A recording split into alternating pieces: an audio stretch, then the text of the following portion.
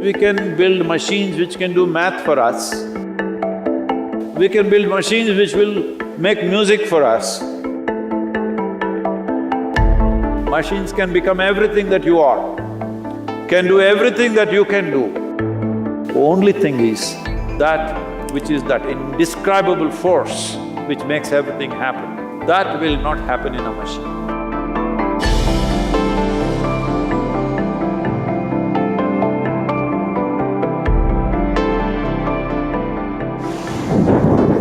Experts say that human intuitions are essentially biochemical responses of our body.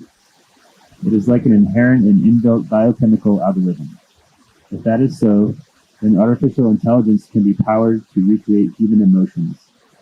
Are human intuitions truly biochemical algorithms, or are they something more profound? Whoa. Well, does human intelligence have something to do with the biochemical activity that's happening in our system? Absolutely. Well, when you know today that you being mentally balanced or imbalanced, you being stable or unstable, you being clear or unclear in your mind, has a chemical basis to it, or even you being happy or unhappy, loving or not loving, joyful or miserable, all has chemical basis. One way to understand this is, it is all a question of intelligence. Right now, as you sit here or wherever you sit, whether you make this experience of sitting here beautiful or ugly is a matter of intelligence, and it is also a matter of chemistry. They are not different. It is completely wrong to understand intelligence as thought. Thought is just one small expression of intelligence. This is a folly that modern societies have made because the modern education system has made people believe that thought is the only form of intelligence. If thought is the only form of intelligence, you will naturally understand that accumulation of data, analyzing data and projecting this data according to your analysis is intelligence. Well, this is a process that any machine can do. This you're beginning to understand now, that even the most complex thought that you think is phenomenal, today your computer can do it without effort.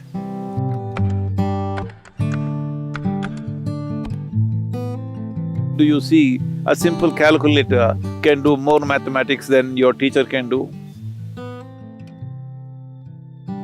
Your computer can do much more mathematics than any mathematician can do. So, obviously, what you thought is a very difficult intellectual process is being processed by a machine far more easily than you can imagine. Now, people argue, but mathematics is one thing, literature is a different thing, music is a different thing. Well, I'm telling you, whether it's literature or music, which are considered more, outpouring of human heart, even this can be done by a machine. Well, we've still not built machines good enough to do that maybe, but you will see in the next 25, 50 years' time, maybe, I don't know how long, but it will inevitably happen, you can't make out. Or probably it will be more perfect. So, this about intuition. First thing to understand about intuition is not a different level of intelligence. Intuition is just simply a different level of computing. That is, let us say, let me make it very simplistic for you, just for the sake of understanding. Right now, let's say you had a child or you had an infant who has grown up just inside a room, never seen outside. Suddenly you bring him out and show him this tree. You know what he's doing? He's gathering data, color, form, the way it moves, the way it is. He's just taking up data through his sense organs. Let him watch this tree for a few minutes. Let's say he has grown up after some time and you ask him to, let's say, depict a tree, most probably he will depict it nearly 90% right. But now the process of assimilating the tree in his mind is not logical. He is not saying the leaf is 5 centimeters by 7 centimeters, the color is this kind of green, which is a combination of that, that and that. No, there is no logical assimilation, it's intuitive, simply just like that. The picture comes to his mind. Because all the data is there, processed, and jumps all the steps of 1, 2, 3, 4 and just gets there. So intuition is just that your computing is in such a way that you don't go through the logical process every time. So intuitive means your computing is skipping the logical steps and arriving at the answer, which is definitely a more sensible way to conduct your life. Is this just a biochemical algorithm? Well, I would say 100% yes. So, when we say biochemical algorithm, it is in a constant flux, you can set it the way you want. By genetics, by culture, by external influences, it's set one way. But if you are conscious, you can set it in another way. So is it just biochemical algorithms? When you say it is just, you are thinking that, am I just a mechanical process? Well, there is a mechanism. The question is whether this mechanism is conducted consciously or not. Right now, there is an intellect, there is an intuitive dimension, and there are deeper levels of intelligence, which is the basis of the making of the creation itself, the very source of creation. That intelligence is also embedded within you. The question is only at what level of access are you? Hey, everybody has an arm like this, all right? Now, can everybody use their arm the same way? No. Different people use it different ways. Somebody is a ball player, he uses it one way. Somebody is a writer, he uses it another way. Somebody is an artist, he uses it another way. Somebody is a yogi, he uses it another way because you have figured out certain aspects of life, somebody else has figured out another aspect of life. Depending upon how you apply yourself, accordingly, your biochemical algorithm is constantly changing. It is not a set process. Well, there are certain settings, because otherwise you won't have a starting place. Like I already said, genetics, cultural influences, Samskriti, that is generations of learning that's happened within you. All these things put together, there is a certain algorithm, but it is not set, it is fluid.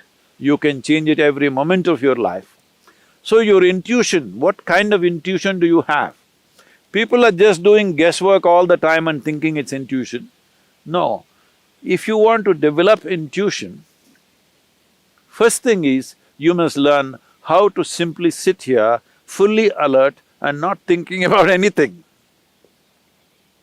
Somebody was asking me, Sadhguru, when you're riding, what are you thinking about? Why the hell am I thinking about anything? I'm just riding. That's why I'm still alive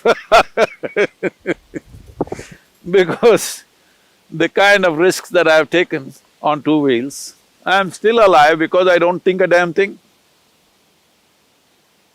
If you know how to simply sit here, alert but unthinking, oh, how is that possible?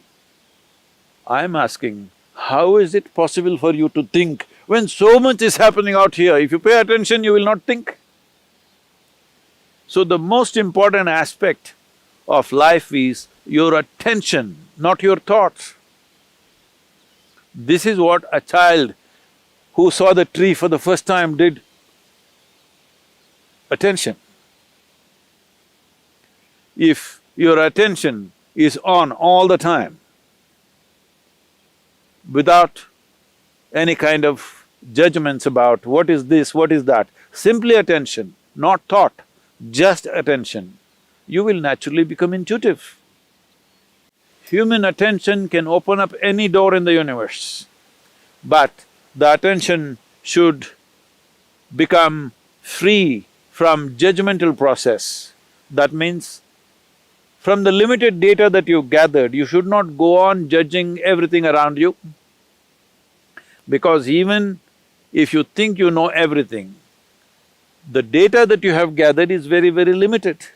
If you observe this tree for one whole year, the entire process of it dropping leaves and putting back new leaves and everything, still I'm telling you, you do not even know a small percentage of what the tree is. If you want to understand the biochemical algorithm of that tree, we do not know how long it will take for you to grasp that.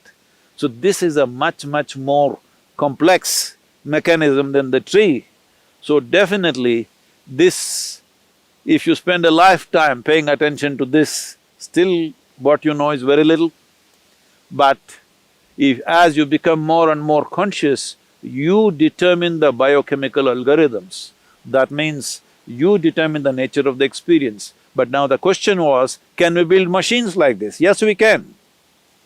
As we can build machines which can do math for us, we can build machines which will write stories for us, we can build machines which will make music for us, we can build machines which are intuitive in nature.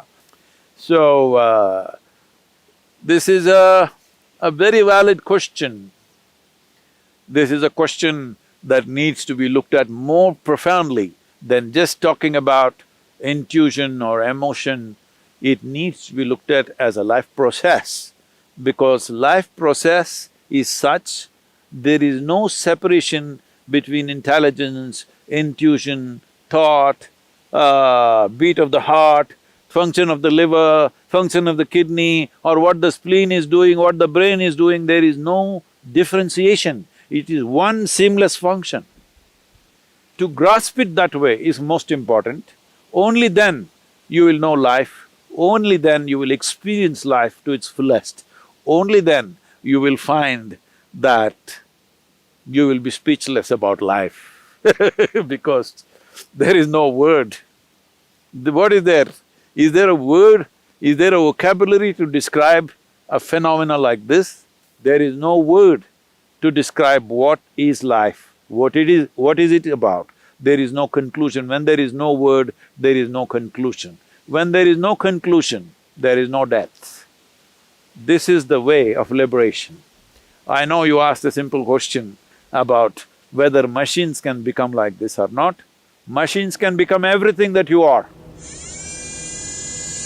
can do everything that you can do, probably better than you. As you know, they are doing things better than you. Only thing is, they cannot become consciousness. Well, some people are saying we will build consciousness into a machine. That's not going to happen, because that's life. What you call as consciousness is the essence of life, that which cannot be described, for that which we don't have a word to say what it is, that which is that indescribable force which makes everything happen. That will not happen in a machine, 100%.